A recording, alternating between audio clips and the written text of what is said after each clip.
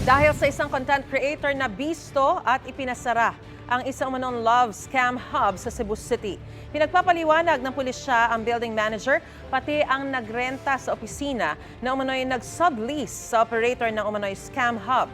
Narito po ang aking unang balita. Mga computer at gadget na lang ang tumambad sa pulisya at iba pang ahensya ng gobyerno nang pasukin nila ang isang gusali sa Cebu City. Wala na silang naabutan na nagtatrabaho roon. Pinasara na rin nila ang opisinang ito na ginagamit umano sa love scam. Napagalaman ng mga pulis na nirentahan lang ang isang area sa second floor ng building at pinasublease pa ito sa nagmamanage ng umano'y scam hub.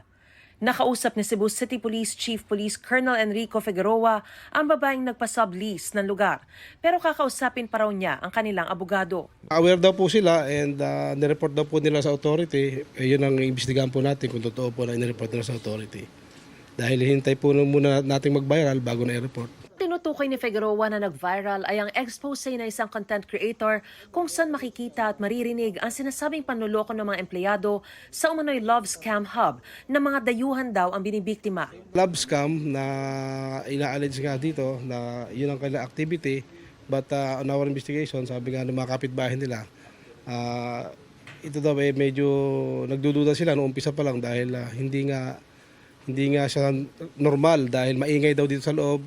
Naka-alarma raw ito ayon sa DICT o Department of Information and Communications Technology. I think in the video, what they caught was they were scamming persons in South Africa. So these are scam hubs, and apparently they have a financier.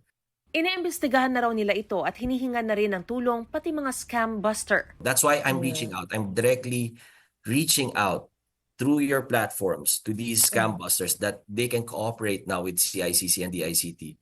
And now we can actively pursue these scam hubs and put a stop to them. Pinoproseso pa ng mga otoridad ang pagkuha ng cyber warrant para mabuksan ang mga gadget na pinaniniwala ang ginamit sa operasyon. Pinadalhan na rin ng show cause order ang mga nangangasiwa ng building at ang nangupahan na nagpa-sublease sa nag-ooperate ng umano'y scam hub. Nakuha na natin yung listahan ng lahat ng mga empleyadong nagtatrabaho dito. Kaya sila ay binibigyan namin ng pagkakataon na linisin ang kanilang pangalan. Kung sila ay walang kinalaman. Ito ang unang balita. Mariz Umali para sa GMA Integrated News. Igan, mauna ka sa mga balita, mag-subscribe na sa GMA Integrated News sa YouTube para sa iba't ibang ulat sa ating bansa.